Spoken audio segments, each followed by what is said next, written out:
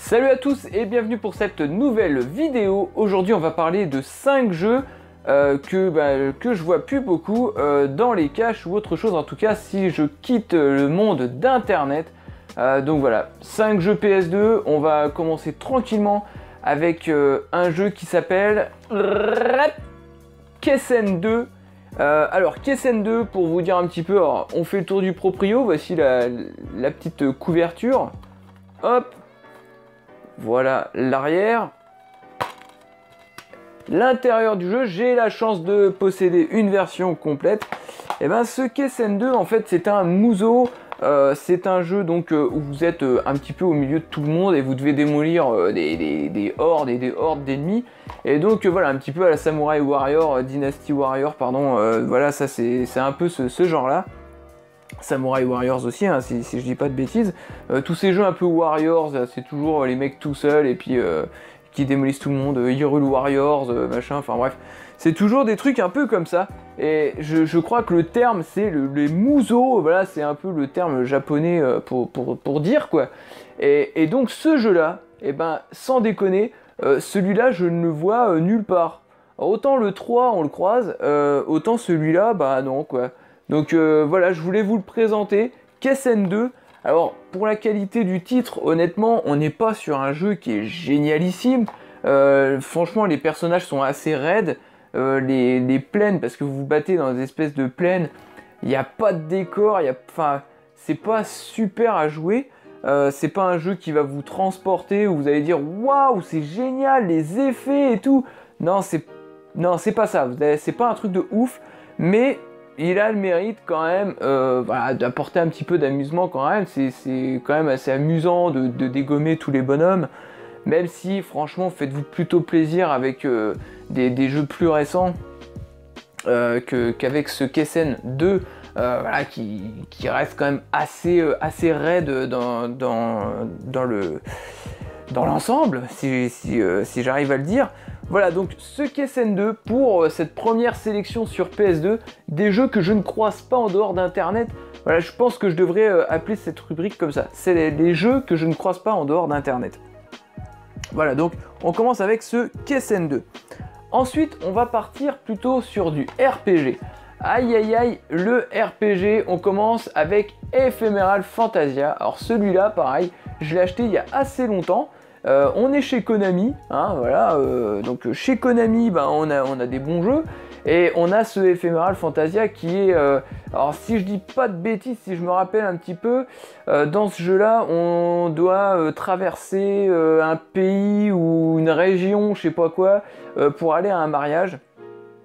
Et donc voilà, le héros, il a une guitare, je crois que même tu peux parler à la guitare. Enfin bref, j'ai pas joué beaucoup, hein, j'ai dû jouer 4-5 heures. Le démarrage ultra long, le diesel plus. Franchement, celui-là, ça m'a pas du tout convenu. Donc, j'ai lâché très tôt le jeu. Alors, on va faire quand même un truc. Voilà, hop, voilà, je vous montre quand même l'intérieur. Alors, petite particularité de ce jeu. Ce Ephemeral Fantasia, si vous arrivez à le choper, sans déconner les gars, chopez-le avec la notice. Pourquoi ? On parle des notices qui ont disparu. Je suis un des premiers à être triste de ça. Et voilà pourquoi. Regardez cette notice. Voilà. Alors déjà, la première de couve, quatrième de couve, franchement, topissime. Ok ?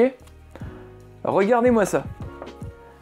Ici, on a donc voilà, les premières pages. Regardez les artworks qu'on a sur les pages. Regardez ça. C'est quand même terrible. C'est quand même terrible. Franchement, cette notice, elle est super belle. Regardez ça. Voilà, toutes les pages sont différentes. Je veux dire, ils se sont pas amusés à foutre un truc en filigrane. Et puis, vas-y, tiens, termine ton... mets ton texte un peu partout. Voilà, ici, on a une double page plutôt sympathique. Et puis, après, on a le héros, là, je l'ai vu. Tac. Alors, on a encore des personnages du jeu. Et hop, Et là, voilà, le héros avec sa guitare dans le dos. Voilà, donc une magnifique notice. Franchement, là, ça vaut le coup d'avoir le jeu complet avec notice. Souvent, c'est vrai que ils nous cassent les bonbons, hein, les collectionneurs à tout vouloir avec notice complet, blablabla, et tout complet, et tout le toin-toin. Bah là, pour le coup, c'est justifié. Donc voilà, Ephemeral Fantasia.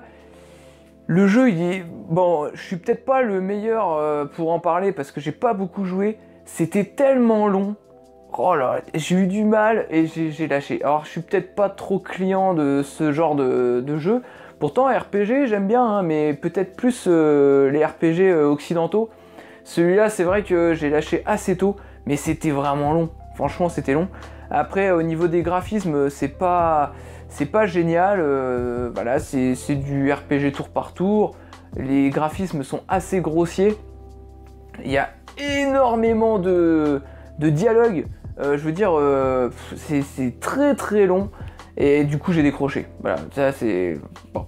Et ça va être un peu la même sauce pour le prochain jeu, qui est une licence qui est assez connue, mais pareil c'est un jeu, là, en dehors d'internet, bah, moi je le vois pas, voilà, tout simplement. Hop, et voilà, qu'est-ce que c'est? On a Magna Carta, donc Magna Carta qui est un RPG hein, aussi, hein, donc... la petite histoire, c'est, je sais plus, c'est la bataille entre deux peuples, si je dis pas de bêtises. Et en fait, le héros, il fait que de repenser à son village qui a été détruit pendant les guerres. Enfin bref. Donc du coup, vengeance oblige. Et ben, on parcourt du monde et puis on essaie de se bagarrer. Alors, je crois que j'y ai joué encore moins longtemps qu'avec l'autre jeu. Vous allez me balancer des tomates et vous avez bien raison. Donc j'ai la chance de l'avoir complet aussi, hein. La notice elle est magnifique encore une fois aussi. Ah il s'éclate, hein, il s'éclate. J'ai plus joué aux deux sur Xbox 360 que à cet épisode sur PS2. Franchement, j'ai pas super adoré. Même si les graphismes sont quand même nettement mieux que sur Ephemeral Fantasia. C'est vrai que celui-là, j'ai eu un petit peu de mal. Alors j'essaierai peut-être de le refaire, peut-être de vous faire quelques minutes sur, voilà, sur Magna Carta. Mais c'était long à démarrer. Les systèmes de combat sont pas... c'est pas facile à prendre en main. Voilà, le jeu est beau, mais il donne pas... Je suis vite coupé dans mon envie de continuer, quoi. Donc voilà, c'est... on continue donc avec cette sélection avec un Magna Carta parce que dans mes coins il n'est pas courant, alors peut-être que vous le connaissez pas, mais bon voilà, je préfère vous le présenter parce qu'effectivement je ne le vois pas et j'y ai pensé quand je regardais dans mes étagères. On continue avec un jeu, alors là c'est pareil, hein, c'est des trucs vachement connus, des licences très connues. Et alors là, on est sur un jeu de combat, du versus fighting, et c'est Capcom versus SNK Mark of the Millennium. Alors celui-là, c'est un très bon jeu de combat. C'est franchement celui-là pour le coup, il y a tout ce qu'il faut. Il y a beaucoup de personnages, je sais pas s'ils le disent dedans. 44 personnages, voilà, plus de 44 personnages. Alors moi je les ai pas tous débloqués hein, dans le jeu. J'y ai joué quelques parties, franchement c'est excellent. C'est très frénétique. Et puis c'est rigolo d'avoir un peu tous les personnages SNK, donc les personnages de chez Capcom. Tout ça se mélangeant. C'est très sympathique. Après, bon, que dire de plus à part que c'est un jeu de combat. Voilà, je vous laisserai regarder si vous voulez aller voir des phases de gameplay, il y en a plein hein, sur YouTube. Et donc ce jeu-là, bah voilà, celui-là c'est pareil, c'est un truc que je croise nulle part. Et il est très bon. Donc celui-là par contre, vous pouvez l'acheter. Je sais pas combien ça vaut, ça doit valoir, ouais je pense que maintenant ça vaut bien ces 10 balles largement. Donc si vous le croisez, mais vous pouvez le prendre, franchement vous faites pas une mauvaise affaire. Vous pouvez bien vous fendre la gueule, surtout si vous êtes plusieurs à jouer. Enfin au moins 2 quoi. Ouais parce que ouais, il y a ce qu'il faut. Les personnages en plus ils ont tous leurs petites particularités. Donc ouais faites-vous plaisir et puis prenez ça. Ça c'est très très bon ça. Donc voilà, Capcom versus SNK 2 Mark of the Millennium. Voilà, faites-vous plaisir avec ce petit versus fighting. Et enfin, on a une petite compilation, voilà, donc là j'ai été pioché un petit peu dans tous les registres, enfin pas dans tous, mais dans plusieurs registres sur 5 jeux. Là on est encore chez SNK avec une compilation qui est le SNK Arcade Classics volume 1. On n'a pas le volume 2, nous. Je crois que le volume 2, c'est une spécialité, c'est une exclusivité, pardon, états-unienne, si je dis pas de bêtises. Et donc, voilà, ici, c'est vachement cool. Regardez, qu'est-ce qu'on a? On a Art of Fighting, on a Baseball Stars 2, Burning Fight, Fatal Fury, King of the Monsters, on a Last Resort, Magician Lord qui est chaud, Metal Slug qui est très connu, Neo Turf Masters, on a Samurai Showdown, Sengoku, Shock Troopers, Super Sidekicks 3, The King of Fighters 94, Top Hunter, World Heroes, donc ça c'est que du bon, c'est vraiment une très bonne compile, les jeux sont très bien adaptés sur votre console PlayStation 2. En tout cas, moi je joue sur une version slim et ça se passe très très bien avec bien entendu le câble HDMI qui va bien. Franchement, c'est le top. C'est très très bon et c'est, on va dire, c'est, je pense pour un mec comme moi qui suis pas un arcade addict, c'est très fidèle à ce qu'on s'attend à jouer avec des jeux arcade. Voilà, donc ça c'est pour l'intérieur. Voilà, j'ai aussi la chance d'avoir une version complète. Et donc voilà pour l'arrière, donc avec la liste des jeux. Franchement, c'est une très bonne liste, même si tous les jeux vont pas vous intéresser, hein, évidemment. Mais en tout cas, voilà, au moins pour se faire un petit Metal Slug, voilà, ça vous évite de chercher le Metal Slug Anthology, qui est encore moins courant. Mais voilà, celui-là, ça c'est pareil, c'est un truc que je croise nulle part. C'est plutôt rigolo avec le pad arcade devant, là, c'est très rigolo, c'est très bien fait. Et donc voilà, donc pour la présentation de ce 5e jeu, voilà, donc là il n'y a pas de, je vais pas vous raconter les scénarios de tous les jeux, je les connais même pas, mais en tout cas voilà, il y a ce qu'il faut pour s'éclater.